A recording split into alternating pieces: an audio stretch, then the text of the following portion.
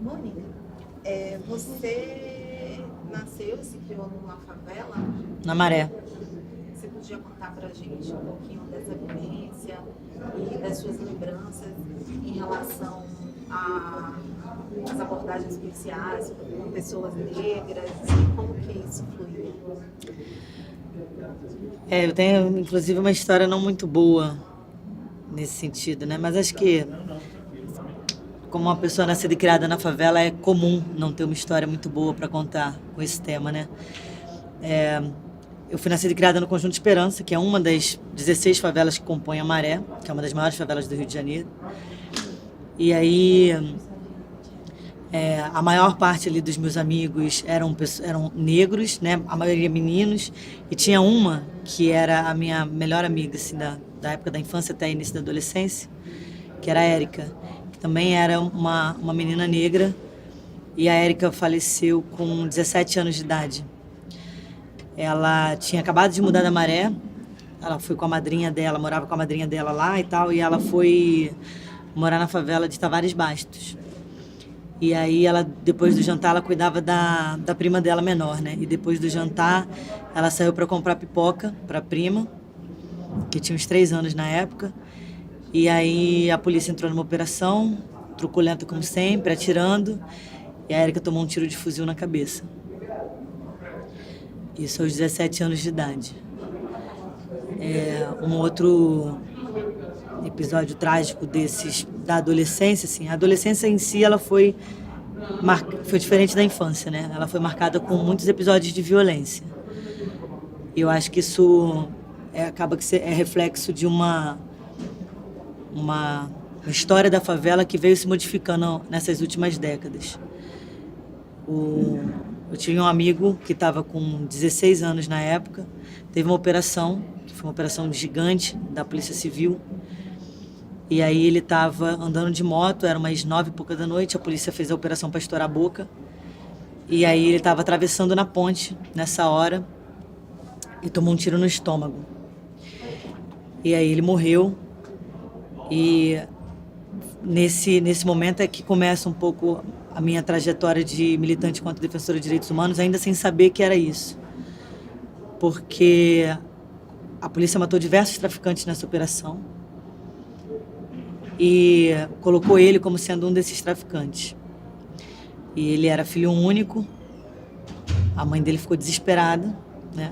Como uma mãe que perde seu filho, com o agravante de não conseguir enterrar o filho com dignidade, porque o Estado, ela recorreu ao Estado para falar que ele não era traficante, e o Estado deu a nota de que só traficantes morreram ali, como se isso justificasse, né, a chacina que eles fizeram, e não retirou o nome dele dessa lista. Então ela ficou anos depois ainda tentando lutar e convivendo com isso, né, de ter enterrado um filho como traficante. Eu vi essa dor dela muito de perto, assim. Não entendia muito bem o que isso significava ali naquele contexto. Mas a infância ela foi muito diferente, inclusive, do que é a realidade da favela hoje, né? Eu morava num prédio, né, uma habitação popular, e a gente sempre pôde correr e brincar sem a supervisão rigorosa dos pais. Então, a minha mãe bastava gritar da janela que eu voltava. Tinha um espírito de vizinhança e de coletividade muito grande, que ainda existe, mas assim, se eu estivesse muito longe de casa, e uma vizinha passasse, a vizinha tinha autoridade para me mandar para casa. Então, essa era uma relação muito livre, né, da infância. As brincadeiras eram nas ruas, a rua por si só era o espaço de lazer, de principal excelência ali da favela. Eu morava na frente de um campo de futebol, tá? Então, a maior parte dos meus amigos eram meninos e eram meninos negros. E aí, ao longo da adolescência, essa dinâmica, a postura do Estado foi modificando, porque a violência na favela, quando eu era criança, ela era muito regida pelas facções criminosas. Então, quando as facções estavam em disputa de território, tinha conflito. Fora isso, não.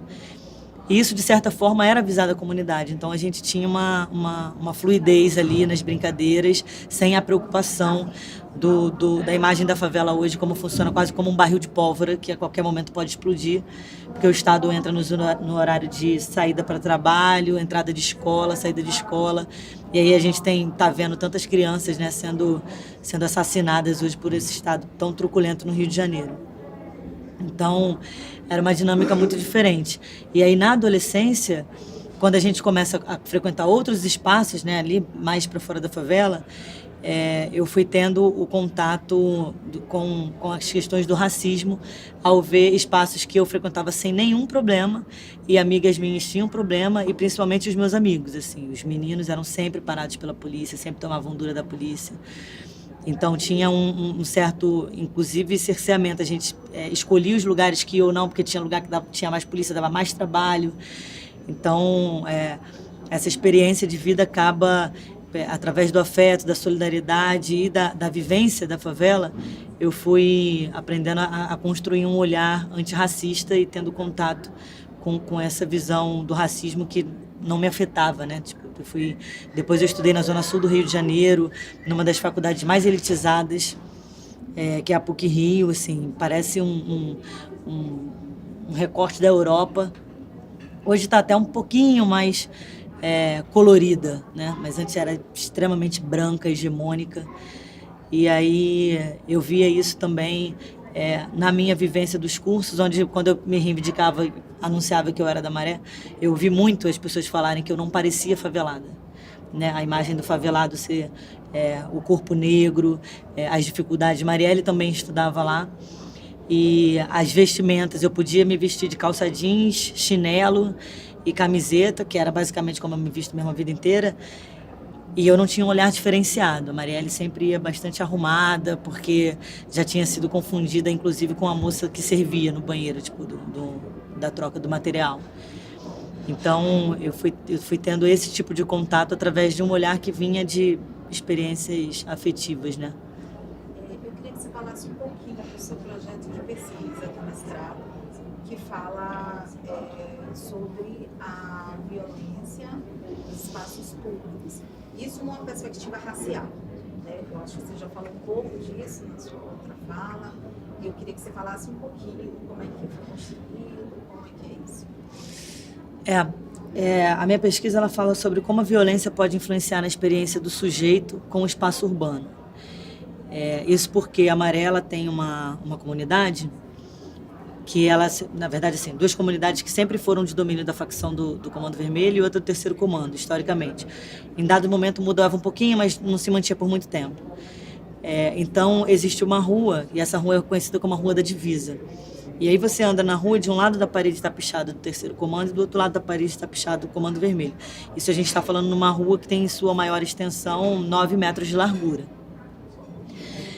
E ali no início da minha adolescência, começou a ficar muito visível, quando as facções estavam em guerra, em conflito, a dificuldade de transitar entre os territórios, mesmo não tendo nada a ver com aquele contexto do tráfico.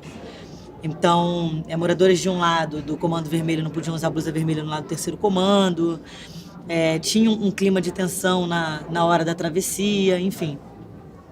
E aí eu faço o meu TCC com esse tema, e aí eu proponho um recorte urbano mesmo, assim, uma intervenção urbana para poder melhorar isso. Quando eu vou para o mestrado, a minha pesquisa ela tem um cunho mais também da pegada da sociologia e da psicologia. Porque o que eu percebo isso através da experiência, né? Isso molda, a violência ela vai moldando ali também parte da nossa identidade. Então, eu, enquanto favelada, não conseguia transitar com conforto em determinados espaços que eu identificava que não eram para uma pessoa favelada. Isso eu, uma mulher branca. Quando a gente vai retratar isso num corpo negro, isso fica ainda muito pior, porque eu, enquanto mulher branca, me sinto desconfortável num espaço que enquanto favelado eu não percebo para mim, mas a sociedade não me ataca com os olhares, não me ataca com a discriminação e as violências simbólicas de suas diversas formas. E isso, quando vai para uma pessoa negra, fica muito mais violento, né? Porque aí os olhares das pessoas que estão naquele território ali, que se acham pertencentes daquele território, os olhares delas afirmam que você não pertence àquele território. Então, o sentimento que eu tinha, ele não tinha uma confirmação através das violências simbólicas. O corpo negro tem. Então, a minha vontade enquanto urbanista era tentar entender como que a cidade pode ser mais fluida para a favela e como a favela pode ser mais fluida para a cidade, porque se a gente afirma que favela é cidade, a cidade tem que ser para todo mundo.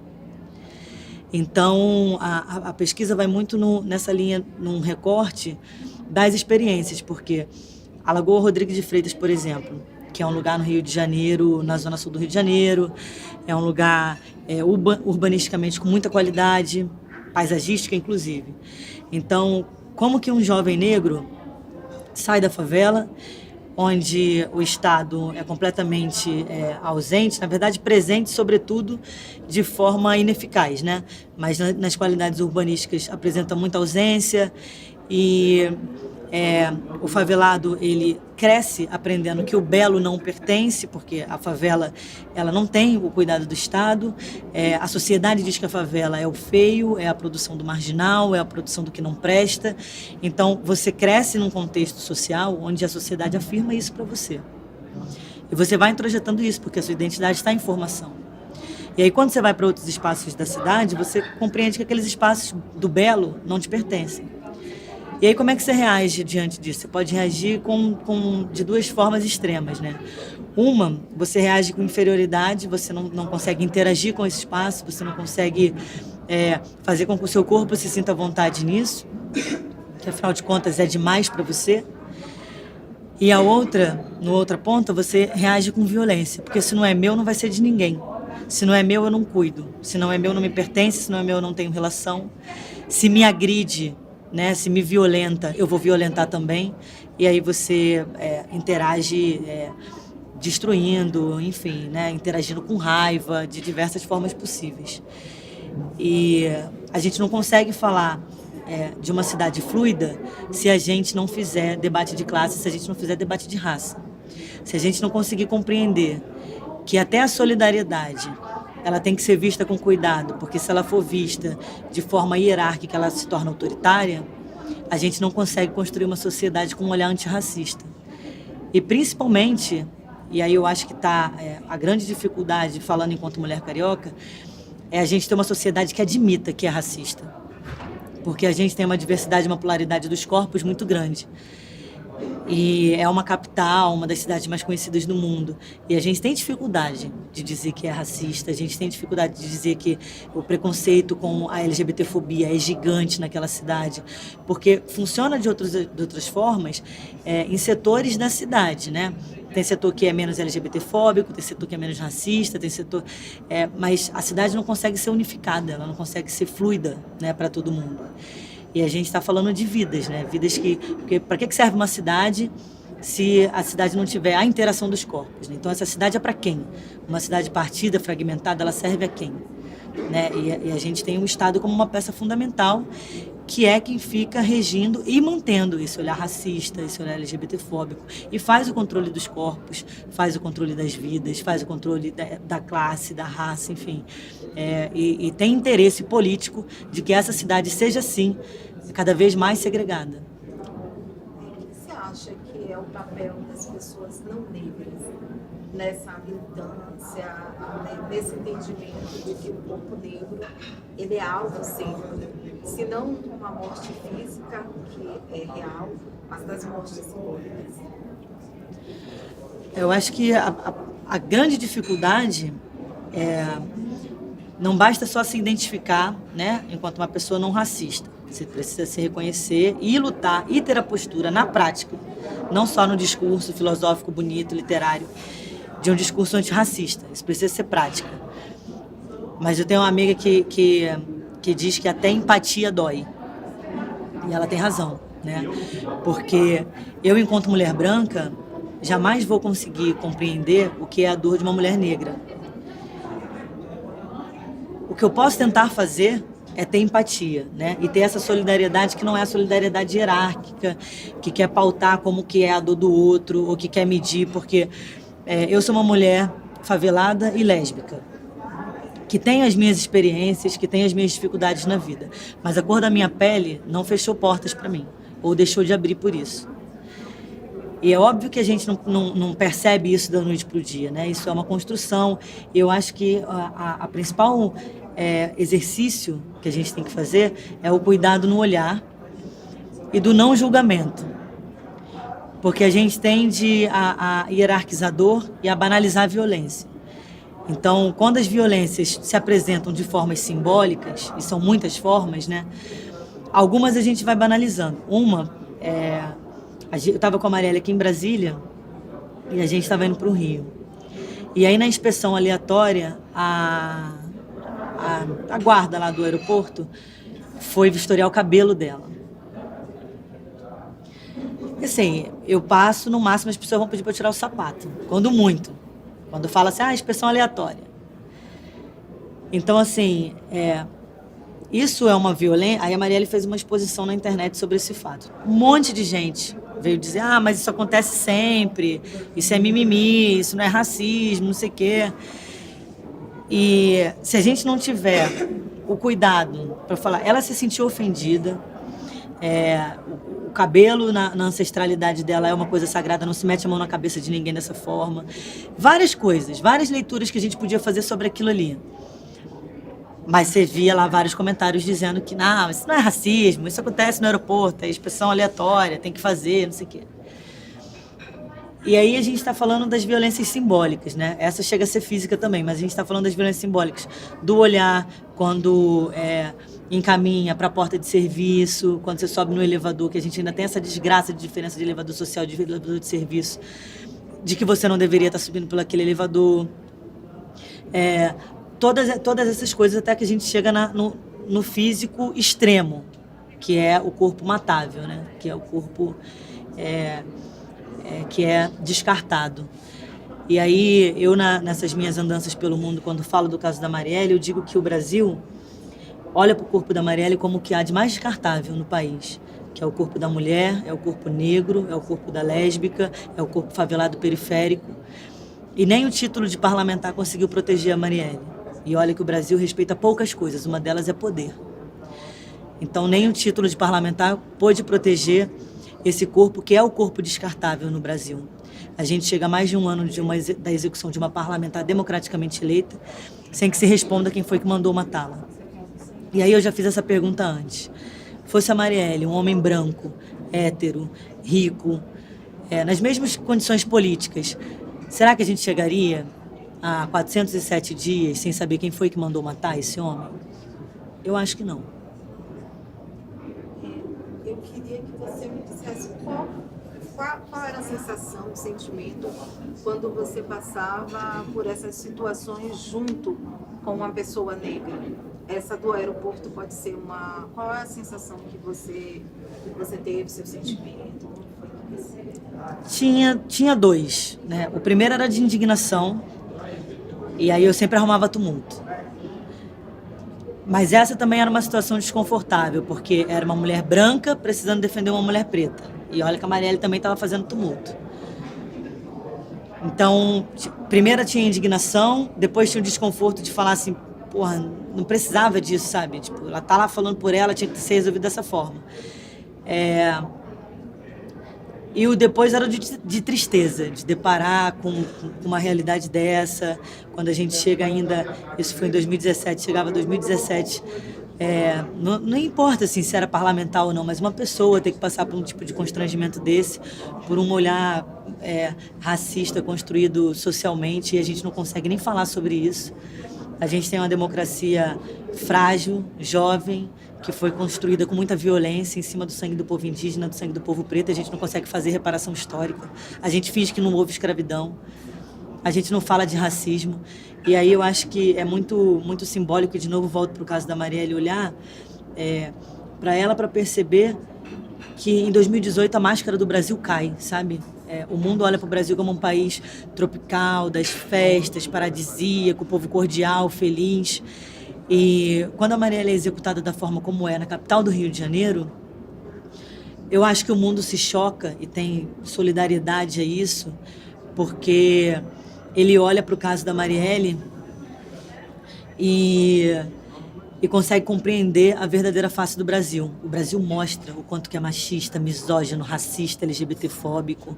Então, eu acho que se a gente não aprender, primeiro a assumir o que a gente de fato é, a gente não vai conseguir fazer contato com o refinamento do olhar que a gente precisa ter e a construção desse olhar antirracista, porque é difícil, né? A gente tem que compreender que vai ter que dar...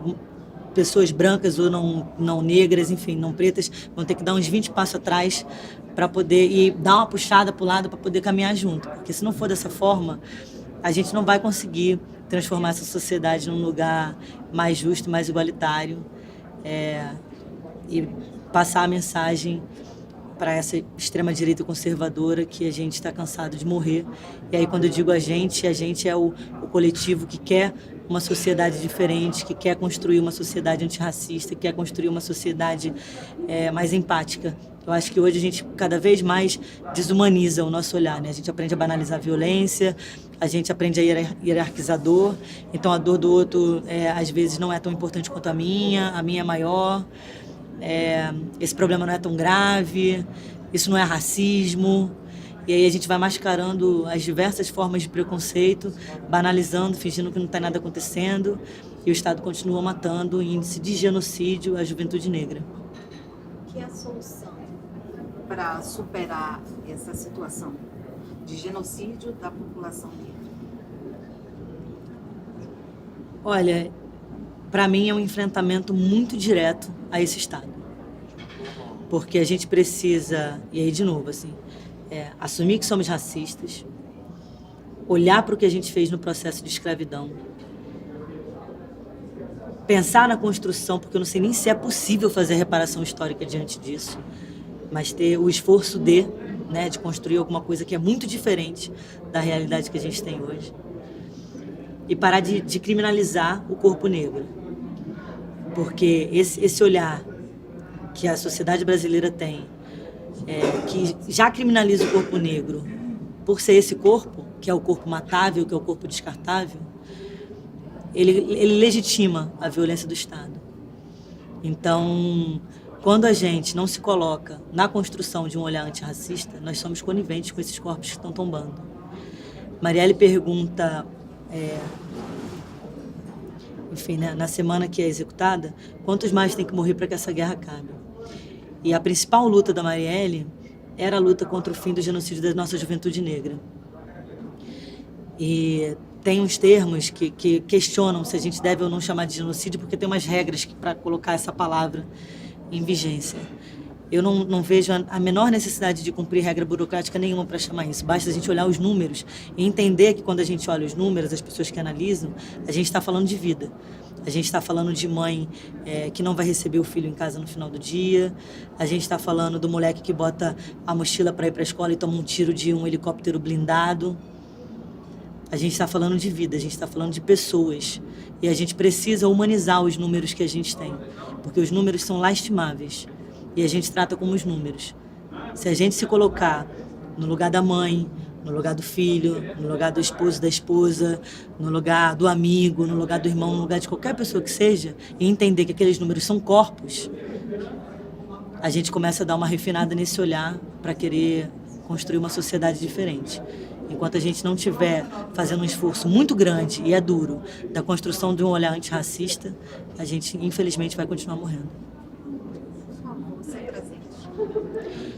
Eu sou Mônica Benício, sou arquiteta urbanista, ativista LGBT, defensora de direitos humanos. Obrigada.